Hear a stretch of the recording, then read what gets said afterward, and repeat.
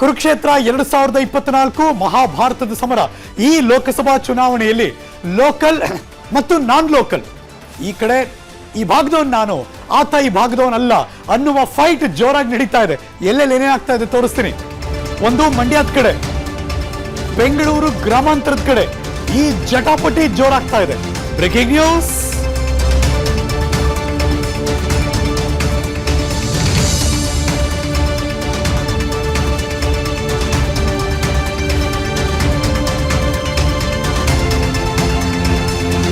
ನಾನು ಲೋಕಲ್ಲು, ಇವರು ಬೇರೆ ಕಡೆಯಿಂದ ಬಂದು ಕಂಟೆಸ್ಟ್ ಮಾಡ್ತಾ ಇದ್ದಾರೆ.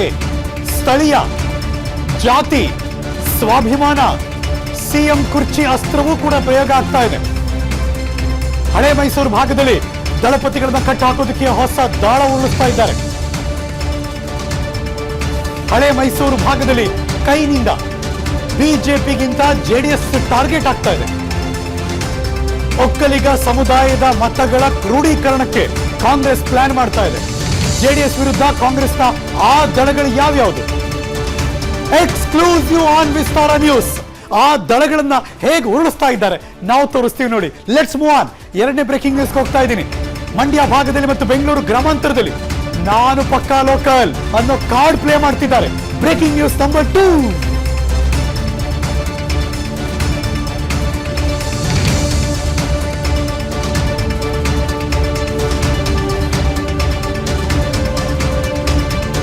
ಈ ಭಾಗದವ್ರು ನಾನು ಪಕ್ಕಾ ಲೋಕಲ್ಲು ಅನ್ನೋ ಕಾರ್ಡ್ ಪ್ಲೇ ಮಾಡ್ತಿದ್ದಾರೆ. ಸ್ಥಳೀಯ ವೆಂಕಟರಮಣೇಗೌಡ ಯುವಕರಿಗೆ ಉದ್ಯೋಗ ಕೊಟ್ಟಿದ್ದಾರೆ. HD ಕುಮಾರಸ್ವಾಮಿ ಅವರು ಹಾಸನದವರು. ವೆಂಕಟರಮಣೇಗೌಡ ಅಂದ್ರೆ ಸ್ಟಾರ್ ಚಂದ್ರು, ಅವರಿಗಿರುವಂತ ಮತ್ತೊಂದು ನಿಕ್ ನೇಮ್ ಅದು, ಸ್ಟಾರ್ ಚಂದ್ರು. ಸೊ ಹಾಗಾಗಿ ವೆಂಕಟರಮಣೇಗೌಡ ಯುವಕರಿಗೆ ಉದ್ಯೋಗ ಕೊಟ್ಟಿದ್ದಾರೆ. HD ಕುಮಾರಸ್ವಾಮಿ ಅವರು ಮಂಡ್ಯದವರಲ್ಲ, ಇವರು ಹಾಸನದವರು. ಮಂಡ್ಯ ಇತಿಹಾಸದಲ್ಲೇ ಹೊರಗಿನವ್ರು ಗೆದ್ದಿಲ್ಲ, ಹಾಗಾಗಿ ನಾವು ಸ್ಥಳೀಯರಿಗೆ ಟಿಕೆಟ್ ಕೊಟ್ಟಿದ್ದೇವೆ ಅಂತ DK ಶಿವಕುಮಾರ್ ನಿನ್ನೆ ಒಕ್ಕಲಿಗ ಸಿಎಂ ಅಸ್ತ್ರವನ್ನ ಪ್ರಯೋಗ ಮಾಡಿದ್ರು. DCM DK ಶಿವಕುಮಾರ್ ಅವರು ನಾನು ರಾಮನಗರದ ಮಣ್ಣಿನ ಮಗ ಅಂತ ವಾದವನ್ನ ಮುಂದಿಟ್ಟರು. DK ಸುರೇಶ್ ಅವರು ರಾಮನಗರಕ್ಕೆ HD ಕುಮಾರಸ್ವಾಮಿ ಕುಟುಂಬದ ಕೊಡುಗೆ ಏನು ಅಂತ ಪ್ರಶ್ನೆ ಮಾಡಿ ಸವಾಲು ಹಾಕಿದ್ರು. ರಾಮನಗರ ನನ್ನ ಕರ್ಮಭೂಮಿ ಅಂತ ಈಗ ಮಂಡ್ಯಕ್ಕೆ ಹೊರಟಿದ್ದಾರೆ. ಪ್ರತಿ ಚುನಾವಣೆಯಲ್ಲಿ ಕುಮಾರಸ್ವಾಮಿಯವರು ಕರ್ಮಭೂಮಿ ಬದಲಾಗ್ತಾ ಇದೆ. ನಾವು ಪ್ರತಿನಿತ್ಯ ನಿಮ್ಮ ಕೈಗೆ ಸಿಗ್ತೀವಿ, ನಾವು ಲೋಕಲ್ ಅಂತ ಸಂದೇಶವನ್ನ ರವಾನೆ ಮಾಡ್ತಿದ್ದಾರೆ. DK ಸುರೇಶ್, DK ಶಿವಕುಮಾರ್ ಅವರು ಬೇರೆ ಬೇರೆ ಕಾರ್ಡ್ಗಳನ್ನ ಪ್ಲೇ ಮಾಡ್ತಿದ್ದಾರೆ. ನೋಡೋಣ ಹೇಗೆ ವರ್ಕೌಟ್ ಆಗುತ್ತೆ ಅಂತ. Let's go live. ನನ್ನ ಸಹೋದ್ಯೋಗಿ ಪೊಲಿಟಿಕಲ್ ಬ್ಯೂರೋ ಮುಖ್ಯಸ್ಥ ಮಾರುತಿ ಪಾವಗಡ ರೀಜಾಯಿನ್ ಆಗ್ತಿದ್ದಾರೆ. ಮಾರುತಿ ನಮಸ್ಕಾರ, ವೆಲ್ಕಮ್ ಬ್ಯಾಕ್. ಹೇಗೆ ವರ್ಕ್ ಆಗುತ್ತಿದ್ದು ಲೋಕಲ್ ಮತ್ತು ಪಕ್ಕಾ ಲೋಕಲ್ ಅಥವಾ ಲೋಕಲ್ ಮತ್ತು ನಾನ್ ಲೋಕಲ್? ಹರೀಶ್ ನಾಗರಾಜ್, ಹಳೆ ಮೈಸೂರು ಭಾಗದಲ್ಲಿ ಕಾಂಗ್ರೆಸ್ ವರ್ಸಸ್ ಬಿಜೆಪಿ ಅನ್ನುವಂತ ಒಂದು ರೀತಿಯಲ್ಲಿ ಈ ಬಾರಿಯ ಚುನಾವಣೆ ನಡೆದಂತೆ ಕಾಣಿಸ್ತಾ ಇದೆ. ಹೀಗಾಗಿ ಬಿಜೆಪಿಗಿಂತಲೂ ಕೂಡ ಕಾಂಗ್ರೆಸ್ ನಾಯಕರು ನೇರವಾಗಿ ಟಾರ್ಗೆಟ್ ಮಾಡ್ತಾ ಇರುವಂತದ್ದು ಜೆಡಿಎಸ್ ಪಕ್ಷದ ನಾಯಕರನ್ನು. ಅದರಲ್ಲೂ ಮಾಜಿ ಮುಖ್ಯಮಂತ್ರಿ ಕುಮಾರಸ್ವಾಮಿ ಅವರು ಯಾವಾಗ ಮಂಡ್ಯದಿಂದ ಸ್ಪರ್ಧೆ ಮಾಡ್ತಾರೆ ಅಂತ ಅಧಿಕೃತವಾದಂತಹ ಒಂದು ತೀರ್ಮಾನವನ್ನ ತೆಗೆದುಕೊಂಡ್ರು, ಆ ಕ್ಷಣದಿಂದಲೂ ಕೂಡ ಲೋಕಲ್ ನಾನ್ ಲೋಕಲ್ ಅನ್ನುವಂತ ಒಂದು ವಿಚಾರವನ್ನ ಪದೇ ಪದೇ ಪ್ರಸ್ತಾಪ ಮಾಡುವಂತ ಒಂದು ಕೆಲಸ DK ಸುರೇಶ್, DK ಶಿವಕುಮಾರ್ ಅವರು ಮಾಡ್ತಾ ಇದ್ದಾರೆ. ಮೊನ್ನೆ DK ಸುರೇಶ್ ಅವರು ನಾಮಪತ್ರ ಸಲ್ಲಿಸಿದಾಗ ಅವರು ವಾಕ್ಸಮರವನ್ನ ಮಾಡಿದ್ರು. ನಿನ್ನೆ ಮಂಡ್ಯದಲ್ಲಿ ಸ್ಟಾರ್ ಚಂದ್ರ ಅವರು ಕಾಂಗ್ರೆಸ್ ಅಭ್ಯರ್ಥಿಯ ಪರವಾಗಿ DK ಶಿವಕುಮಾರ್ ಅವರು ನಾಮಪತ್ರ ಸಲ್ಲಿಕೆ ಮಾಡುವಂತ ಒಂದು ಸಂದರ್ಭದಲ್ಲಿ ಕುಮಾರಸ್ವಾಮಿ ಅವರು ಮಂಡ್ಯಗೂ ಏನ್ ಸಂಬಂಧ ಅನ್ನುವಂತ ಒಂದು ಪ್ರಶ್ನೆಯನ್ನ ಕೇಳಿದ್ರು. ಜೊತೆಗೆ ಪ್ರತಿ ಚುನಾವಣೆಯಲ್ಲೂ ಕೂಡ ತಮ್ಮ ಅಸ್ತಿತ್ವದ ಸಲುವಾಗಿ ಕ್ಷೇತ್ರವನ್ನ ಬದಲಾವಣೆ ಮಾಡ್ತಾ ಇದ್ದಾರೆ. ಹೀಗಾಗಿ ಮಂಡ್ಯಗೂ ಮತ್ತೆ ಕುಮಾರಸ್ವಾಮಿ ಅವ್ರಿಗೂ ಯಾವುದೇ ಸಂಬಂಧ ಇಲ್ಲ ಅಂತ ಇದರ ಹಿಂದೆ ಇರುವಂತದ್ದಿದೆ. ಯಾರು ಬೇಕಿದ್ರು ಎಲ್ಲಿ ಬೇಕಿದ್ರು ದೇಶದಲ್ಲಿ ಸ್ಪರ್ಧೆ ಮಾಡ್ಬೋದು. ಮೋದಿ ಅವರು ಬಂದು ಅವ್ರು ಯಾವ್ದೋ ಒಂದು ಕ್ಷೇತ್ರದಲ್ಲಿ ಸ್ಪರ್ಧೆ ಮಾಡ್ಬೋದು. ರಾಹುಲ್ ಗಾಂಧಿ ಅವರು ಬಂದು ಕೇರಳದಲ್ಲಿ ಸ್ಪರ್ಧೆ ಮಾಡ್ಬೋದು. ಸೋನಿಯಾ ಗಾಂಧಿ ಅವರು ಬಂದು ಬಳ್ಳಾರಿಯಲ್ಲಿ ಸ್ಪರ್ಧೆ ಮಾಡಿದ್ದಾರೆ.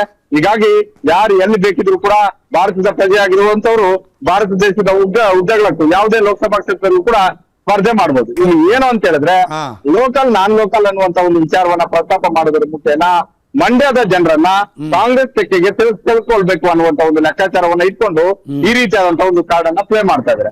ಅದ್ರ ಜೊತೆಗೆ ಮತ್ತೊಂದು ವಿಚಾರವನ್ನ ಸಿದ್ದರಾಮಯ್ಯ ಅವರು ಪ್ಲೇ ಮಾಡ್ತಾ ಇದಾರೆ ಕಾಂಗ್ರೆಸ್ ನಾಯಕರು. ಮತ್ತೊಂದು ವಿಚಾರ ಏನಂತ ಹೇಳಿದ್ರೆ ನನ್ನ ಸ್ಥಾನ ಇನ್ನಷ್ಟು ಗಟ್ಟಿ ಆಗ್ಬೇಕು ಅನ್ನೋದಾದ್ರೆ ನೀವು ಈ ಭಾಗದಲ್ಲಿ ಹೆಚ್ಚು ಸ್ಥಾನಗಳನ್ನ ಗೆಲ್ಲಿಸ್ಕಳಿಸ್ಬೇಕು ಅನ್ನುವಂತಹ ಒಂದು ಕಾರ್ಡ್ ಅನ್ನ ಸಿದ್ದರಾಮಯ್ಯ ಅವರು ಪ್ಲೇ ಮಾಡ್ತಾ ಇದ್ದಾರೆ. ಅದೇ ರೀತಿ ಡಿ ಕೆ ಶಿವಕುಮಾರ್ ಅವರು ನಾನು ಇನ್ನಷ್ಟು ಶಕ್ತಿಯುತವಾಗಿ ರಾಜಕೀಯವಾಗಿ ಶಕ್ತಿಯುತವಾಗಿ ಆಗ್ಬೇಕು ಅನ್ನೋದಾದ್ರೆ ಒಕ್ಕಲಿಗ ಡಾಮಿನೆಂಟ್ ಇರುವಂತಹ ಒಂದು ಕ್ಷೇತ್ರದಲ್ಲಿ ಕಾಂಗ್ರೆಸ್ ಅಭ್ಯರ್ಥಿಗಳು ಗೆದ್ದಿದೆ ಆದ್ರೆ ನನಗೆ ಇನ್ನೂ ದೊಡ್ಡ ಮಟ್ಟದ ಒಂದು ಸ್ಥಾನ ಸಿಗಬಹುದು. ಅಂದ್ರೆ ಮತ್ತೊಮ್ಮೆ ಸಿಎಂ ಸ್ಥಾನ ಆಸೆಯನ್ನ ಬಿಟ್ಕೊಟ್ಟಿರುವಂತದ್ದು ನಿಮ್ಮ ಸಮುದಾಯಕ್ಕೆ ಸಿಎಂ ಸ್ಥಾನ ಹತ್ತಿರದಲ್ಲಿದೆ. ಹೀಗಾಗಿ ನನ್ನ ಕೈ ಬಲಪಡಿಸುವ ಸಲುವಾಗಿ ಈ ಭಾಗದ ಒಕ್ಕಲಿಗ ಬೆಲ್ಟ್ ಅಲ್ಲಿ ಕಾಂಗ್ರೆಸ್ ಅಭ್ಯರ್ಥಿಗಳನ್ನ ಗೆಲ್ಲಿಸಿ ಅನ್ನುವಂತ ಒಂದು ಪ್ಲೇ ಮಾಡುವಂತ ಒಂದು ಕೆಲಸವನ್ನು ಮಾಡ್ತಾ ಇದ್ರೆ ಇದು ಜನರು ಯಾವ ರೀತಿಯಾಗಿ ಅರ್ಥ ಮಾಡ್ಕೊಳ್ತಾರೆ, ಯಾವ ರೀತಿಯಾಗಿ ಉತ್ತರವನ್ನು ಕೊಡ್ತಾರೆ. ಒಂದು ವೇಳೆ ಇದನ್ನ ಕಾಂಗ್ರೆಸ್ ನಾಯಕರು ಹೇಳಿದಂತೆ ಸಕಾರಾತ್ಮಕವಾಗಿ ಅವ್ರಿಗೆ ಸಹಕಾರ ಕೊಟ್ಟಿದ್ದಾದ್ರೆ ಬಹುತೇಕ ಮುಂದಿನ ದಿನಗಳಲ್ಲಿ ವಿಧಾನಸಭಾ ಚುನಾವಣೆಯಲ್ಲಿ ಯಾವ ರೀತಿಯಾಗಿ ಮ್ಯಾಜಿಕ್ ಮಾಡಿದ್ರು ಆ ರೀತಿಯಾದಂತ ಒಂದು ಮ್ಯಾಜಿಕ್ ಆಗಬಹುದು. ಇಲ್ಲವೇ ಇದು ಬರೀ ಮ್ಯಾಜಿಕ್ ಸಲುವಾಗಿ ಈ ರೀತಿಯಾದಂತ ಒಂದು ಹೇಳಿಕೆಗಳನ್ನ ಕೊಡ್ತಾ ಇದಾರೆ ಅಂತ ಅರ್ಥ ಮಾಡ್ಕೊಂಡ್ರೆ ಮತದಾರ ಪ್ರಭು ಇದು ಕಾಂಗ್ರೆಸ್ಗೆ ಅಡ್ವರ್ಕ್ ಆಗುವಂತ ಒಂದು ಸಾಧ್ಯತೆಗಳು ಕೂಡ ಇರ್ತವೆ. ಸೊ ಮಚ್ ಮಾರುತಿ ಪೋಗಡ ಈ ಕ್ಷಣದ ಮಾಹಿತಿಯನ್ನು ಅಪ್ಡೇಟ್ ಮಾಡಿದ್ದಕ್ಕೆ. ಅನುಕ್ಷಣದ ಸುದ್ದಿಗಳಿಗಾಗಿ ವಿಸ್ತಾರ ನ್ಯೂಸ್ ಯೂಟ್ಯೂಬ್ ಚಾನೆಲ್ ಸಬ್ಸ್ಕ್ರೈಬ್ ಮಾಡಿ.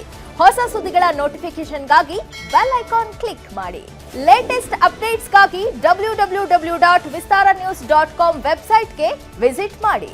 ಅಂಗೈಯಲ್ಲೇ ಜಗತ್ತಿನ ಸುದ್ದಿ ತಿಳಿಯಲು ವಿಸ್ತಾರ ನ್ಯೂಸ್ ಕನ್ನಡ ಆಪ್ ಡೌನ್ಲೋಡ್ ಮಾಡಿ.